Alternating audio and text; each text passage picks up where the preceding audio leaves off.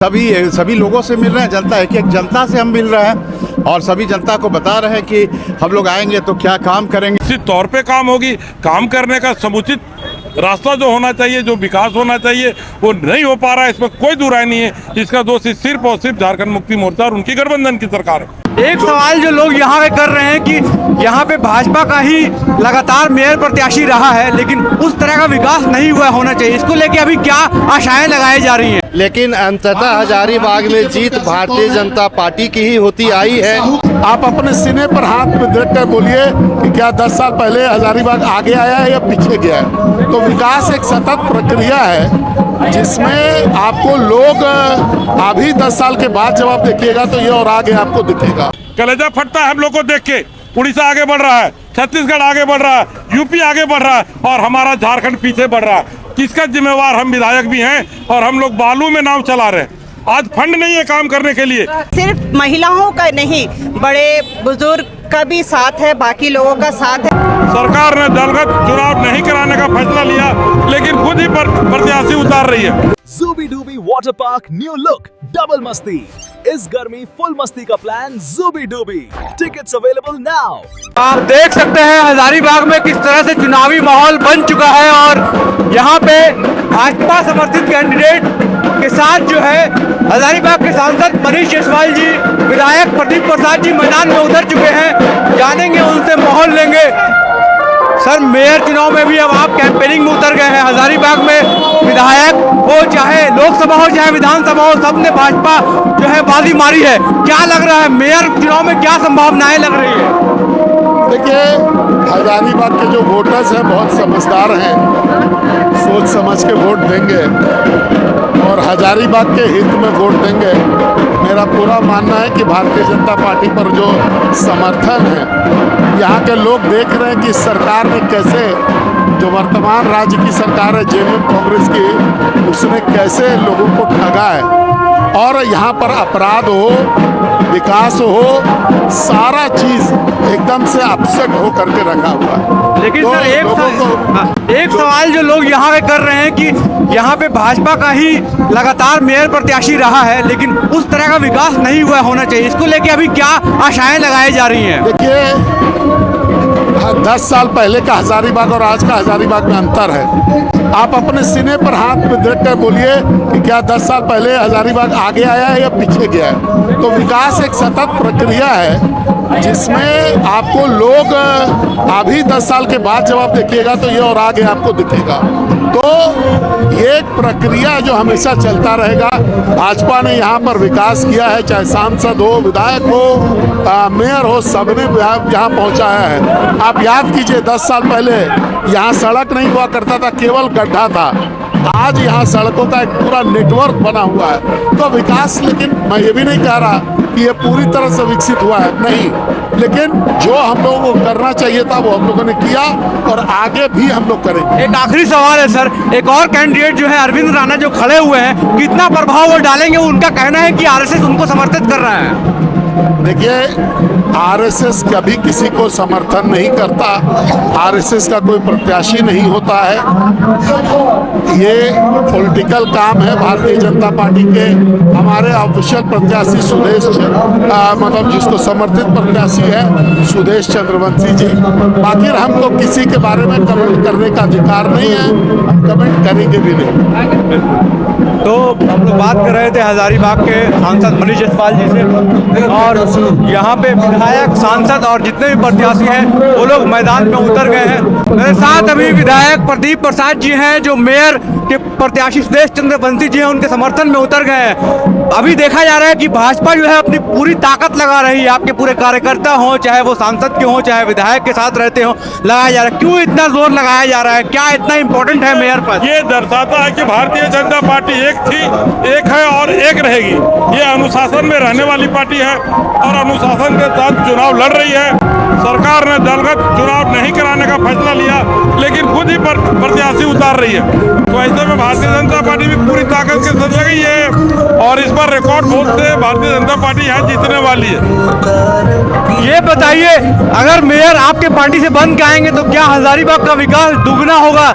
लेकिन हम लोग लगातार देखते रहे हैं कि डबल इंजन की सरकार आई, ट्रिपल इंजन की सरकार आई, जहां मेयर, विधायक, सांसद सब आपके रहे, लेकिन लोगों का कहना है कि उतना ज्यादा नहीं हुआ। अब क्या संभावनाएं लग रही है? मैं इसको स्पष्ट शब्द में बताता हूँ कि जब से हम विधायक बने हैं, सरकार के पास फंड नहीं है, कोई भी योजना के लिए राशि नहीं है।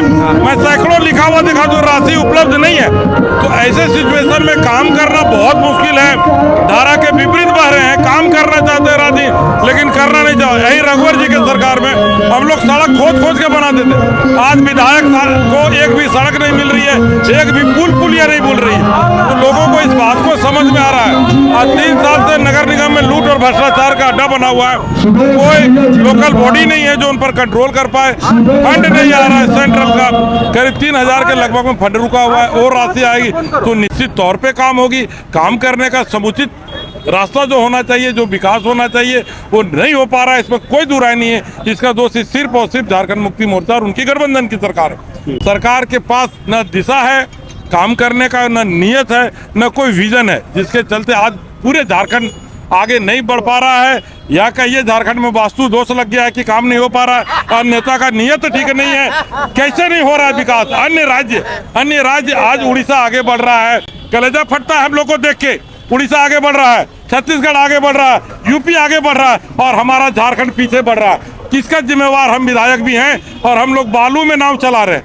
आज फंड नहीं है काम करने के लिए, पदाधिकारी बेलगाम हो चुके हैं। अंचल आप देखेंगे तो अंचल में भ्रष्टाचार है। आज हाईकोर्ट के जज को बोलना पड़ रहा है कि झारखंड की जनता तरफ से। तो कहीं न कहीं अव्यवस्था चरम सीमा पे है, भ्रष्टाचारी चरम सीमा पे है, लगाम नहीं पदाधिकारियों पे। पदाधिकारी लोग बेलगाम हो गए, जिसके चलते झारखंड में काम नहीं हो पा रही है। सरकार के पास वैसे समझाने वाले बढ़िया ढंग के टीम वर्क नहीं है, जिसके चलते काम नहीं हो पा रही। काम करने के लिए तो भारतीय जनता पार्टी के एक आदमी लगे हुए हैं, सांसद महोदय भी लगे हुए हैं, मैं भी लगा हुआ हूँ और हमारा प्रत्याशी भी लगेगा और काम करने का प्रयास करेगा। सरकार अगर ठीक हो जाए तो निश्चित तौर पर झारखंड ठीक होगा। बिल्कुल, तो देखना यही है कि अब क्या होता है आगे। मेयर मैडम एक मिनट, हाँ, मेरे साथ अभी शेफाली गुप्ता जी हैं और लगातार एक्टिव रही हैं। क्या लग रहा है, महिलाओं का समर्थन आपके प्रत्याशी को मिल रहा है? बहुत ज़्यादा महिलाओं का समर्थन मिल रहा है, क्योंकि सुदेश चंद्र बंसी भैया यहाँ के ही बासिंदा हैं, प्लस 40 वर्षों से संगठन, संघ और समाज सेवी रहे हैं और उनका छवि साफ सुथरा रहा है। इसके वजह से सिर्फ महिलाओं का नहीं, बड़े बुजुर्ग का भी साथ है, बाकी लोगों का साथ है, क्योंकि वो सख्त छवि और साफ छवि वाले व्यक्तित्व के लोग हैं। तो देख सकते हैं भाजपा समर्थित प्रत्याशी सुदेश चंद्रवंशी जी के समर्थन में भाजपा ने अपनी पूरी शक्ति जो है वो लगा दी है। चाहे वो विधायक हो, चाहे वो सांसद हो, सबके कार्यकर्ता जो है यहाँ पे पहुँच गए हैं और बहुत बढ़िया कैंपेन यहाँ पे देखने को मिल रहा है। पूरा भीड़ के साथ, बाजे गाजे के साथ हजारीबाग में चुनावी माहौल बन चुका है। अब देखना यह है कि 23 फरवरी को क्या होता है, किसकी नैया आगे बढ़ती है और किसकी नैया डूबती है। बहुत इंटरेस्टिंग धीरे धीरे चुनाव होते जा रहा है। मेरे साथ भैया अभिमन्यु जी हैं। अभिमन्यु जी, अगर मेयर का प्रत्याशी आपके जो उतरे हैं मैदान में, सांसद विधायक सब आ रहे हैं, क्या लग रहा है माहौल? एक और कैंडिडेट है जो शहर में बहुत चर्चाएं हैं, उनकी भी चर्चाएं हैं। आप लोग क्या है, आश्वस्त है? जो भाजपा का पूरा कैडर है, क्या डरा हुआ है?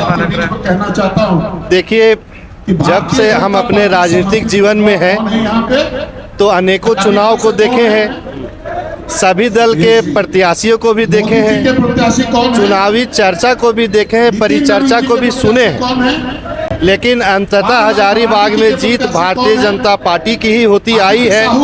और आने वाले चुनाव में भारतीय जनता पार्टी के जो हमारे समर्थित प्रत्याशी हैं सुदेश कुमार चंद्रवंशी जी, ये हजारीबाग के महापौर नियुक्त लगभग हो चुके हैं। 27 तारीख को घोषणा हो जाएगी, फिर आपसे हमारी बातचीत जरूर होगी। क्या लग रहा है, ठीक बोल रहे हैं? एकदम ठीक बोल रहे हैं। घोषणा बाकी है, सिर्फ घोषणा बाकी है, सिर्फ जीत सुनिश्चित, एकदम सुनिश्चित। शहर में बहुत कुछ और पूरा पार्टी एक तरफ सुदेश चंद्रवंशी की तरफ है एकदम। विकास इस देश का कर रहे हैं। देख रहे हैं यहाँ माहौल कुछ अलग है। भाजपा में ही लोग कह रहे हैं कि हो गया है और सुदेश चंद्रवंशी की जीत सुनिश्चित ऐसा लोग कह रहे हैं। अब देखना ये है कि 23 तारीख को क्या होता है। इस बार आपके सपोर्ट पे विधायक सांसद सब उतर गए हैं, क्या है माहौल और क्या लग रहा है? हम लोगों की प्रचंड जीत होगी, आमने सामने कोई नहीं है और हम लोग भारी मतों से जीतेंगे, क्योंकि हम लोगों की पूरी जनता का साथ है और पूरे पार्टी का साथ है, भारतीय जनता पार्टी का साथ है, सांसद विधायक का साथ है। इसलिए इस बार यहाँ पे जनता सोच ली है कि यहाँ पे भारतीय जनता पार्टी समर्थित उम्मीदवार सुदेश चंद्रवंशी जी आवे। और क्या है, अब 2-3 दिन बचा हुआ है कैंपेनिंग का, उसमें क्या करने वाले हैं आप लोग? नहीं, हम लोग सभी लोगों से मिल रहे हैं, जनता एक जनता से हम मिल रहे हैं और सभी जनता को बता रहे हैं कि हम लोग आएंगे तो क्या काम करेंगे। जो पहले भी हम लोग वो पत्र जारी कर चुके हैं और उसी के अनुसार हम लोग कार्य करेंगे। तो यही थे सुदेश चंद्रवंशी जी जो भाजपा समर्थित कैंडिडेट हैं और बस 23 तारीख को वोटिंग है। अब जो है हज़ारीबाग में लोग जोश में उतर रहे हैं। सभी मेयर प्रत्याशी हो चाहे वार्ड के प्रत्याशी हो, सभी लोग अपना पूरा दमखम लगा रहे हैं। अब देखना ये है कि हज़ारीबाग का चुनावी माहौल कहां तक पहुंचता है, लोग कितना इंटरेस्ट लेते हैं और किसे अपना मेयर बनाते हैं।